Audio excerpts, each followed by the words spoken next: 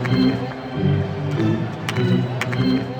screaming in the hallway. I'm so excited. I'm screaming like an absolute maniac, almost like something you see in a movie. People are walking by, I have no idea what's going on.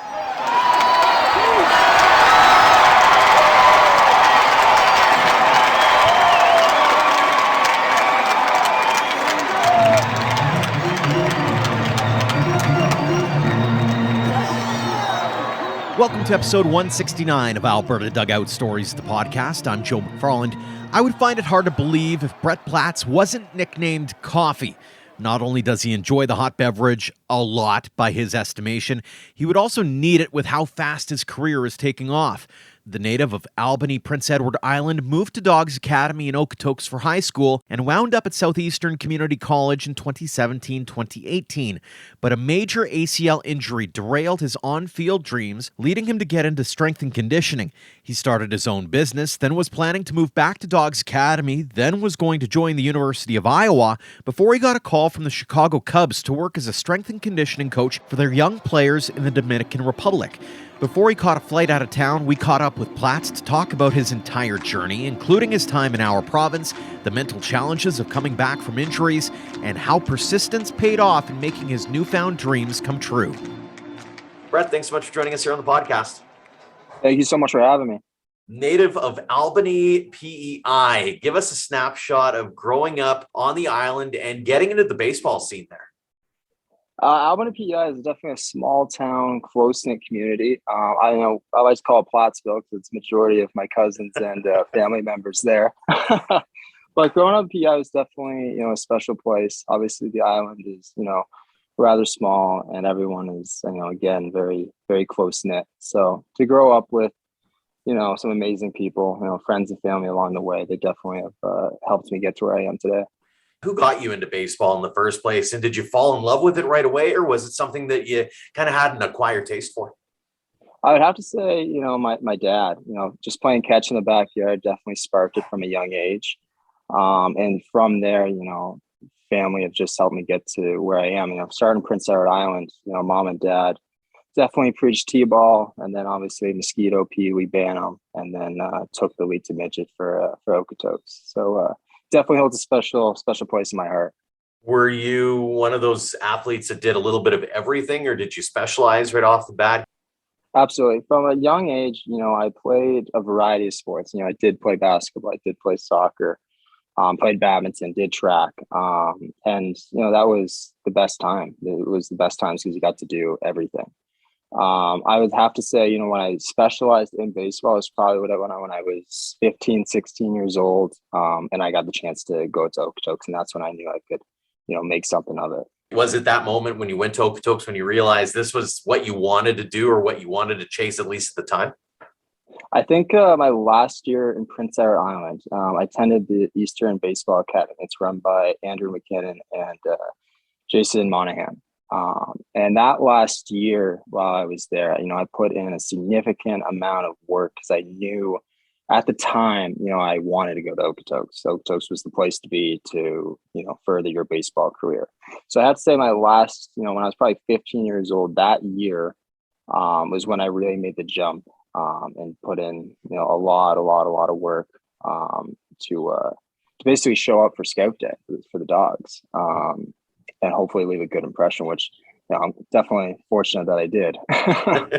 Well, why Okotoks? I mean, there's different opportunities across the country, whether it be, out on the West Coast or certainly in Ontario. What drew you to Okotoks? Honestly, Cole McLaren was there. And he was one of the ones that just left for Okotoks. And at the time, Okotoks just seemed like the place to be. For me, it was either going to be, Okotoks or the Vauxhall, given the opportunity. But I actually didn't even have the opportunity to go to Vauxhall. But those were two organizations that you really wanted to show up for on Scout Day. And I just looked up to Cole. So I thought, he enjoyed it a lot. If I could put in, just a little bit, 1% of the work that he put in, then hopefully I can succeed like him. So how was it that you managed to get their eye? Because it's one thing to want to be there. It's another to make sure that they're aware of you, one, and two, that they're willing to take you in. Absolutely. I mean, we had a scout day. I think it was on the weekend. We had Vauxhall come in, and then we had the dogs come in. Funny thing about Vauxhall is it was a snowstorm. I wasn't able to go. Oh, no way. So I was able to go to the dogs, and essentially I just did my thing. I was a very raw player. I was never, the best player. I was very grit and grind, diving for baseballs, and hopefully my passion for the game would just, show through in regards to them wanting to pick me up. Yeah. Any trepidation that you might have had about moving that far away from home, especially like I mentioned, you have probably closer to home options, but you seem to be pretty adamant about the idea of moving as far away from home as possible, it seems. Yeah, at the time it was crazy because in the moment you're like, oh yeah, I'll move across the country. I mean, no worries about it. But I mean, I'm an only child, and no one's ever really left the island like that, or left the island like that. So at the time, I was like, oh yeah, I'll do it. And then the day hit, and I was like, I guess this is time. This is time to go. It's funny leaving because my family, my mom and dad, are like, he might be back. Like he's a homebody, right? And I have yet to be back for a significant amount of time. So we always run that joke around Christmas time. We never thought you were gonna move away for that long. No kidding. Looking back on it, that experience, talk about some of the highlights that you had, some of the things that really stick out in your mind as you spent time with the academy in Okotoks. Yeah, the Okotoks was, one of the best years of my life, my grade 11 and grade 12 year. First year, I definitely had to earn it. I mean, I think that's when I first was introduced to, strength and conditioning. I was surrounded by ginormous people: Sean Adamanchuk, Ryan Humman, Justin King, some dudes, right? Some big bodies, and I'm rolling in 160 pounds, not looking the part, right? So I think what stuck out to me was definitely the weight room for starters, and also the friendships that were built with both the coaches and my athletes around me, pretty much. Yeah, I went through grade 11, just kind of earned my spot. Went on the red team, had a great year, and then going into grade 12 was kind of my year, I guess you could say, up until a point. I got to go to T12, one of the best experiences of my life. I'll never forget it. That's how I like to imagine myself going out on top, because that was one of the best tournaments of my life. I was going to ask about that experience because as somebody who probably grew up thinking, before we hit the airwaves, we were talking about you being a Red Sox fan, but even stepping foot in, I still call it Sky Dome. I know it's Rogers Center now, but being able to step foot there, not just as a fan, but to be able to play on that field. What's that like?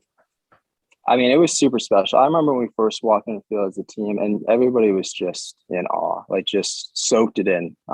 Did a really good job of just absorbing the moment and understood the work that was put in finally got here, because that's it is the biggest tournament in Canada. It's an honor to be there. So I think that was the biggest part of it, was just trying to enjoy the moment. I think that gets lost. I really do. At all ages, is soak in the moment and enjoy it. Because you never know when it's going to be over.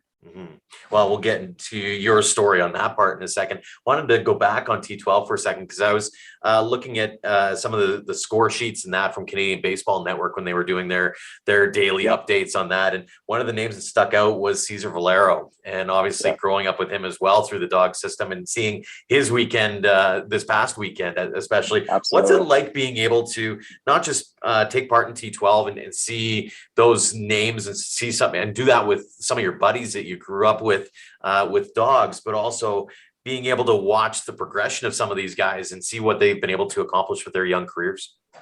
Absolutely. I mean, it was a special moment just to be on the field with everybody. Because obviously I was on Team Atlantic, and all the dogs that kept, most of them were on Team Alberta. So to play against each other was something I think we'll never forget. It was a very it was a big moment for everybody.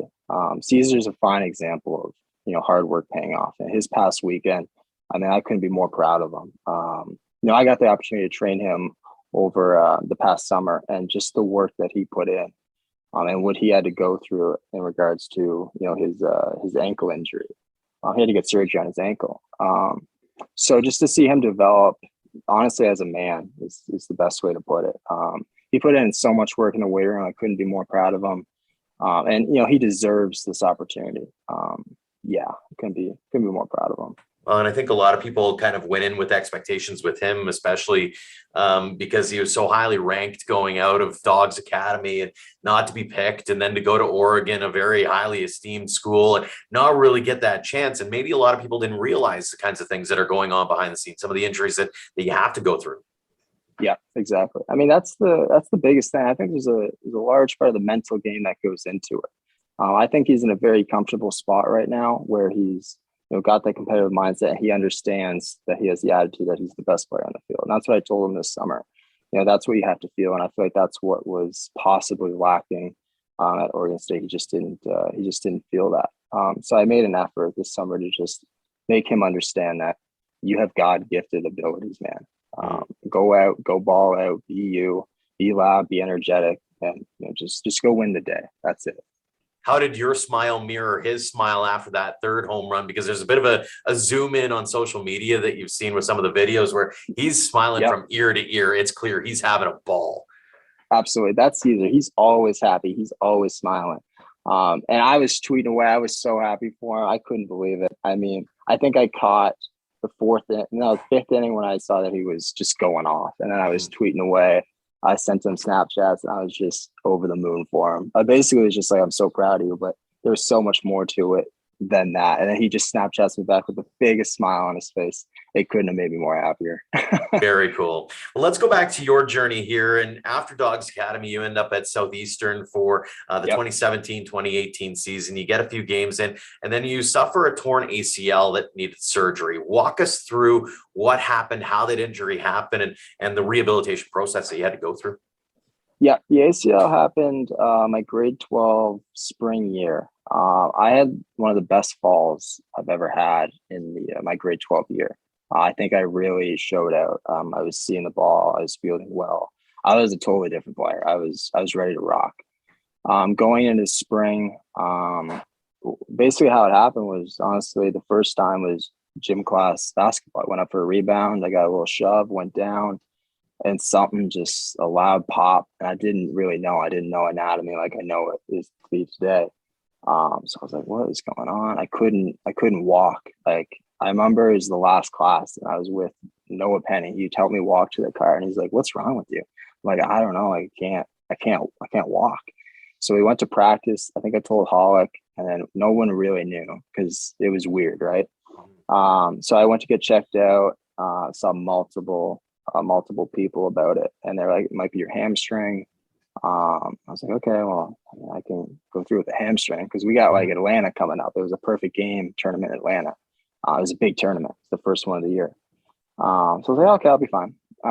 Went back to practice. I went to field the ground ball. Same thing happened again. And it is the worst pain. Like it feels like there's a bone sticking out of your leg. Like you're genuinely scared to look down because you don't really know what's going on. The knee was really, really weird. So it happened. I limped to the locker room and then it's weird because I can jog after. So I remember Brett and Guthrow, the strength coach, and Hollick were in there and they were just like, what is going on? Because like, it's just not really my characteristic. So like, what's going on? And, Guthrow's he's obviously very educated within his field. So he didn't say anything, but just looking at Hollick, I feel like he might've known what was going on in regards to knee injuries and how it happened. So I didn't know, but looking back on it, I know he knew. So I went to the hospital again. I was like, this keeps happening. They sent me to a knee specialist and I walked in. I think I had a week till Atlanta. I was feeling good because you can do pretty much everything with torn ACL and menisci. You just can't do agility. So I can walk fine. So I walk in, we got the MRI before I walked in, he's looking at it and he's like, you need surgery. I don't know how you're standing. What are you talking about? I got a huge tournament. He's like, no, you need ACL surgery and both your menisci are gone. So that was heartbreaking, to be completely honest, because baseball was 100% my entire life up until it still is. But to that point, I was like, am I gonna be able to play baseball again? Like, what's going on? So, I got the surgery. I got the surgery rather quickly. I went through the Children's Hospital, so I was very fortunate in that sense because it could have been a really long wait time. So I got the surgery, I rehabbed the best I could, and then I was sent off to college. And at college, I was still rehabbing. It still wasn't the best. My characteristic is everything's always fine. Like I can do just about anything. I remember the first day we showed up, we are doing exit velos. I'm hitting off a tee, and I'm like just going hands, and I'm doing like 95 off the bat. You're like, what is this guy doing? I'm like, I can't move, but I can use my hands. So I basically showed up. I'm like 220 pounds. I'm extremely out of shape because when I got to Overton, 160 pounds. So I put on a significant amount of weight, and I'm going in rehabbing that entire season. So that entire year goes by pretty much, and I'm basically just a redshirt. I can't do much. I'm pushing it, and I shouldn't have pushed it really. I'm always trying to push something, and obviously, to me, it almost costed me because it wasn't healing properly. So fast forward to my second year at Southeastern, I'm feeling pretty good until I start, playing games, and I realize what the game does to your body. First college at bat in the fall of that year was I hit a home run. I remember Coach McVeigh, he's a hitting coach. He was just so happy for me because we had a really special bond. And that was a great experience. It really was. I'll never forget it. But as the course of that fall went on, my body was quickly deteriorating. I mean, I wasn't the same. I couldn't dive. I was very limited. And growing up, my jersey was always dirty. I could not keep that thing clean. So I came to the point, I think it was around Christmas time, I had to walk into, Coach Schultz's office. And I just told him I couldn't, if I couldn't be me and I couldn't get my jersey dirty, then I felt like I was disrespecting the game. So that's what I told him. He completely understood. And from there, we just went our separate ways. And I didn't know what to do after that, essentially. I roomed with Cole Tucker and Gavin Logan, Cooper Jones, and they're amazing friends. But they also are very honest. They're like, what are you going to do? What are you going to do after this? And I was like, well, strength and conditioning, I love it. And they're like, yeah, but you need a plan. Like, we care about you, but you can't just go free-nilly here. You got to make a plan. We need to hear it. So I had a significant support system while I was there to figure out what I wanted to do after baseball. A lot of people talk about the physical aspect of it, and there's also that mental side of it as well. How challenging was that to try to navigate both while, like you said, you have that support system, but still you're probably inside your head quite a bit? Oh yeah. I mean, you're depressed. That's just the bottom line. The game that you love is taken away from you, and that's a really hard thing to deal with. So obviously me, I like to think I'm a very happy, energetic person. That's what the vibes I give off. But, inside, suffering through that injury, obviously it was hurting me. I didn't know what to do with myself. I guess you could call it a dorm body. I did not go out. I was just focused on trying to get better, but it never seemed like it was getting better. So I guess you could say, did I, get to live that college experience, as I like to say? I would say no, because I was so caught up in trying to get healed as quickly as possible. And I rushed it too much, and it was that was time. That was time for me.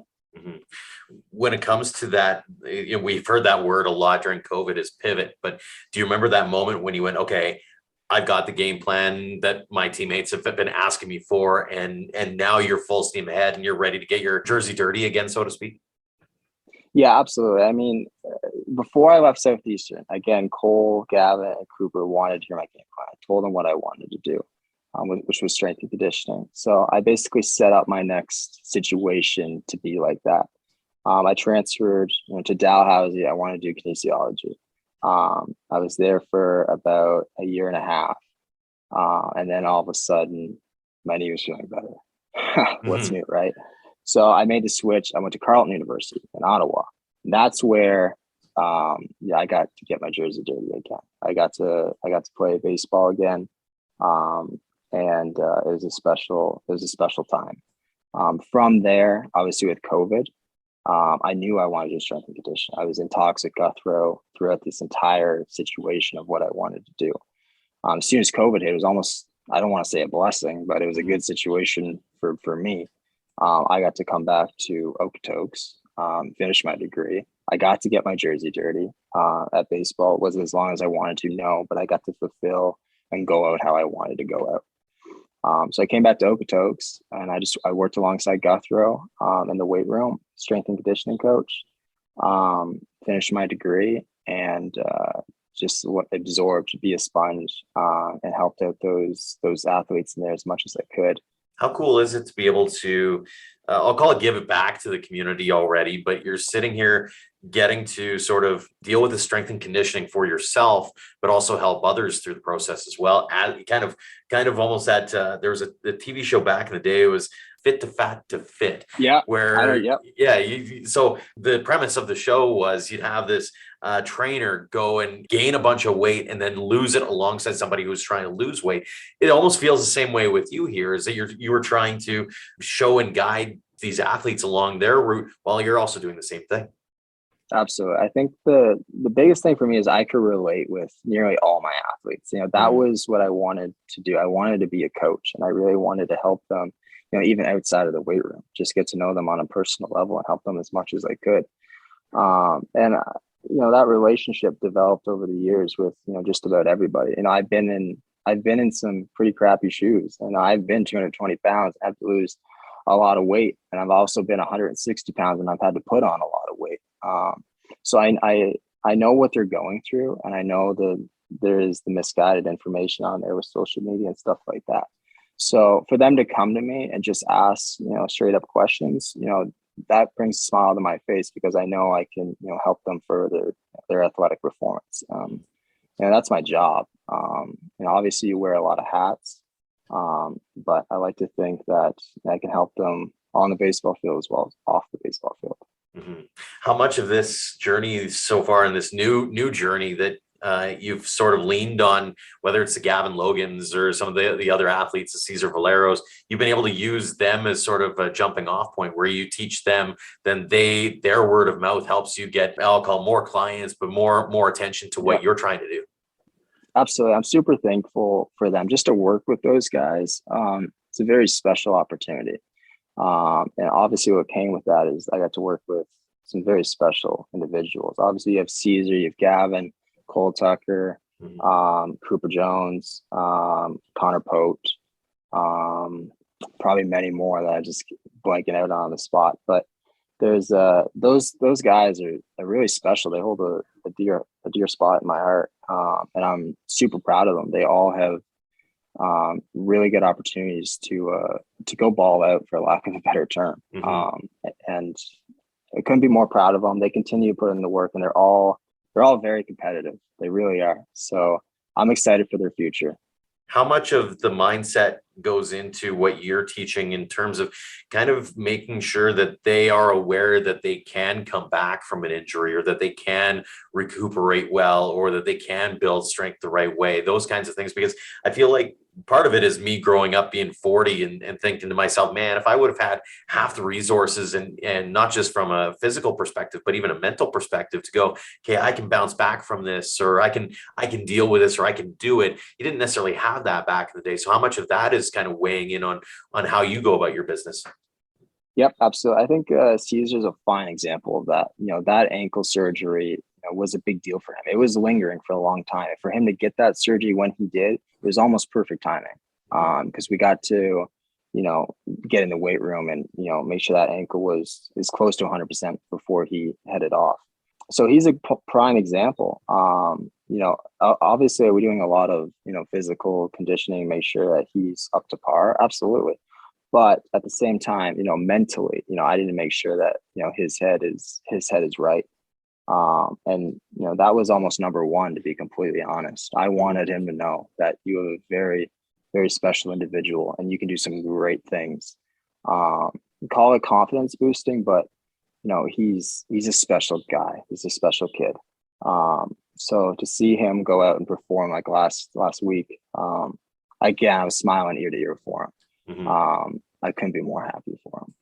That's the other thing too, and I work in football fields as well. And one of the things that working with the Stampeders, for example, is talking to guys like Kamar Jordan or Eric Rogers, who ended up coming back from ankle injuries, leg injuries, that kind of thing. Is especially from a receiver perspective, you're constantly juking and jiving and trying to make a play on a DB. In baseball, whether it's a shoulder or an ankle in Caesar's case, I mean, these are injuries that it's almost in your head where you're afraid that you're going to turn that corner around the base, or you're going to be throwing that one pitch and all of a sudden the ball ends up, out in the stands somewhere, right? So how much of what you do is trying to convince these athletes that, hey, you can do this and it's not going to go south on you because you've put in the work? Absolutely. I think I think what it comes down to is having the confidence in your ability to go out and perform at a high level. With injuries, it's tough because it's always going to be in the back of your mind. I remember going through my injury, just getting my backside through was a struggle because I was scared. It's just the bottom line. So I think that reassurance of like, hey, just go be you. It's going to be all right. For my instance, I'm still going to dive and do as much as I possibly can. I understand it might hurt at times. I totally get it. But for the guys, with injuries, don't get caught up in, oh, what if, just go be you, go ball out, and go do some special things. And speaking of special things, you've managed to do something pretty special just in this short amount of time. Is you've went from, I've got this one job and I'm an entrepreneur, and that to, okay, I'm going to go work with the dogs, to, okay, I'm going to go down to Iowa. And now you make this announcement back a month or so ago that, hey, you're getting a call from the Chicago Cubs. How did that opportunity all come about? Yeah, it really came about, honestly, just making connections. That's what it started to. I knew I wanted to be at the Major League Baseball level one way or another. So if I couldn't do it playing, I was still going to get there somehow. So how it happened, I just made connections. I sent probably way too many emails to the Cubs coordinator. And essentially, he just got back to me. We talked over Christmas break, over the summer. Just chit chatting, picking each other's brains. And then it was a Friday. He sent me a text. It's like, hey, position open up in the Dominican Republic. Would you be interested? I was like, yeah, 100%. So over the course of the weekend, I went through an interview process with the head guy down in Dominican Republic. Great guy. And then he called me Monday. And, it was an interview process, so I understood it was going to be lengthy. I went through the interview, we hit it off. Unbelievable guy. And he's like, we're looking to fill this like really ASAP. So like 48 hours. I was like, oh, 48 hours. Okay, awesome. So Monday went by, Tuesday went by, Wednesday went by, Thursday went by. So a lot of days are going by. I'm not a math major, but I know we're past 48 hours. And my girlfriend is with me in Iowa, and she's like, well, I mean, no news is good news. And I'm like, I don't know if that's the case for a job like this. So God love her. She was trying to be like, be positive. But I was like, I don't know. Like, and then, yeah. So then Friday goes by, Saturday hits. I'm walking into the Hawkeye facility. We're in the football turf. As soon as I open the door, he texts me. He's like, hey, you free for a call? And I know how he texts, he's like got the exclamation marks, he's just a cool guy. So I'm like, okay, well, right off the get-go, I'm like, no exclamation mark, didn't get it, but we'll pick up the phone and see what happens. So he picks up the phone, or I pick up the phone, and he's very monotone, like, hey, Brett, sorry for the late notice. How you doing? Doing good. He's like, I just like to offer you a 1-year contract, Chicago Cubs, worth the Dominican Republic, their academy guys. And I'm over the moon. So we finish that conversation. I hang up. I'm screaming in the hallway. I'm so excited. I'm screaming like an absolute maniac. It's almost like something you see in a movie. People are walking by. I have no idea what's going on. So I'm still running over the football turf. I call mom and dad, like, hey, I got it. Like, it was very quick. I got it. They're at dinner celebrating. Hang up the phone, call Taylor. Hey, I got it. Get to the football turf. Coach Waller, the head baseball strength and conditioning coach. I'm like, I got it. He's like, are you shitting me? I was like, I got it. So yeah, we finished that day. The next day, I packed my bags and I had to head back to Calgary to just get organized. Essentially, it was one of the best moments of my life. Did you ever expect to be able to have that phone call that soon? Because you're still kind of new in the game, for lack of a better term, and yet you were able to make those connections and make those contacts and make it all work. Absolutely. It's funny you say that because the next day I called Alan Cox, and Alan's been a huge supporter of me. And I called him. I said, "Hey man, like I got it. Like I really did. And I just want to say thank you for everything." And obviously, he was very appreciative and stuff like that. But he was like, I knew you were going to Iowa, and I knew you were going to get an MLB job, but like, I didn't think you were going to get it 4 weeks, man. Like you're supposed to be there till May. I was like, I guess that's just how I roll. I don't stay in one spot for very long. It seems to be the trend, but I'm hoping I can call Chicago my home for the next little while. I'm super excited to work with them. So you mentioned Dominican Republic. So what is the game plan here? Like, do you go down there for some spring training whenever that happens? Like, walk us through the process once everything is up and running. Yep, absolutely. So I think how it's going to work is I'm essentially going to hop on a plane. I'm going to go to Dominican Republic. Their academy is going to be closed for the next month, pretty much. So I'm going to go there, essentially drop my bags off, see the area, see the academy, move into the apartment, hop on a flight, and then go to Mesa, Arizona for spring training. Once spring training is up there, then I'm going to go back to the DR and work with the academy guys down there. Very cool. Now, obviously, the end game and all of this probably is, hey, I'd like to work at Wrigley Field forever and ever and ever. But do you have sort of a mindset? Like, is that a couple of months down the road now? Do you have I know, a right? game plan in mind, maybe? I think the end goal obviously is to be at that top level with that major league team. And I think as the person I am, I probably won't stop till I get there. And I'm looking forward to showing what I can do and making an impact on the athletes and also the coaches around me. So I'm super excited for the opportunity. I think it's going to be really special, and yeah, I just can't wait. I can't wait to make even more relationships with everybody. How much of this is about being able to impart your wisdom, but also to learn along the way as well? You seem like you're kind of a studious person as well. You like to soak things in and be that sponge. How much of that aspect of it is going to be taken apart of being in Dominican and being in Mesa and potentially being in Chicago? Absolutely. I mean, I ask too many questions. That's just the bottom line. I like to. I don't know what you're talking about with that. I don't do enough of that myself. Yeah, yeah, right. Yeah, I like to. I ask a lot of questions. I like to get everybody's take on everything. Because in the end, I'm learning a lot, and I'm also, I'm picking their brain, and they have to sometimes retrieve information that they haven't retrieved in quite some time. So to do that, again, that comes back to is I'm obviously benefiting myself, and I'm also hopefully making everybody around me better as well. And I think that's the name of the game. What brings me the most joy in this profession, honestly, is going to see those athletes perform at a high level. It seems like every weekend I got the iPad up watching the college guys play, and I don't have enough tablets and phones to watch everybody. So Twitter notifications are on, and I'm just soaking it all in. I'm just so happy for everybody. It's yeah, that's what brings me the most joy right now. If you rewound the clock, say 5, 6, 7 years ago, and been able to have that conversation with yourself, could you have ever imagined being in the spot that you're in now? I would have to say, I like to think I'm a hardworking individual, so I'd like to say that I'd be hopefully somewhere successful.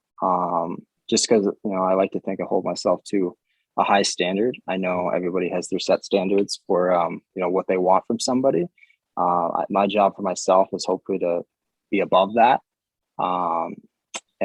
Yeah, so I mean, from 5, 6 years ago, I would hope I'm in a similar, somewhat successful situation. Obviously, I thought I was going to be playing baseball for a very long time. So obviously that switched gears. But that just goes to show you that you never really know where you're going to end up. But as long as you keep putting in the work, you're going to get somewhere. Over the course of this journey, has anything taken you by surprise, especially with the quick ascent that you've been able to achieve? It's definitely, everything's moving very quickly. It's It's been a very hectic, month to say the least. But the past 2 years, I started a business. I worked with the dogs. I worked with phenomenal athletes. I had emails and messages coming in left, right, and center, and everything moved, super, super quickly, which I'm very thankful for. I really am. Did I think I was going to be, going to Chicago Cubs at 22 years old, though? No, I did not. But it goes to show you that if you send enough emails and enough put yourself out there, good things are going to happen. I promise you. Someone's always watching. That's what we were taught as soon as we got to the dogs. You don't know who's in the stands. Someone's always watching. Hold yourself to a high standard because they're going to see that. You segued really well into one of my final questions here, and that is obviously there's those 13, 14, 15-year-old kids back home who might be just starting their journeys and figuring out what they want to do with their baseball careers. You've lived that. You've seen all kinds of different journeys throughout the course of your young career here. If you were to go back and talk to those 13-year-old kids who say, I want to do baseball, what kinds of advice would you offer them? I would have to say, continue to create good habits. I think that's the biggest thing. Create a good routine for yourself. Everybody's going to have a different routine, but if your end goal is to play professional baseball or get to the college level, you have to keep that in mind. There's going to be sacrifices you have to make, and to go out and do that on a daily basis, it's hard. It really is. You got multiple factors weighing in on you. Just the mental side of the game is crazy. Along with school and your social life, there's definitely sacrifices that have to be made. But balancing everything out, creating good situations, putting in the work, practicing your art, I promise you, good things are going to come. I was never the best player on the field. I can promise you that. I just dove for baseballs, stuck my face in front, and hope to God somebody saw the work ethic. I'm thankful that the dogs saw it. I'm thankful the Cubs saw it. And that's what I want to preach to the 13, 14, 15-year-olds. Continue to put in the work. Good things are going to happen. I promise you. That is fantastic. Well, the final question for you here, Brett, is one we ask everybody. What does the game of baseball mean to you? Everything. Baseball gave me an opportunity when I was 15, 16 years old to go play the game I loved for as long as I possibly could. Obviously, I wish it was longer, but without that opportunity, I wouldn't be where I am today.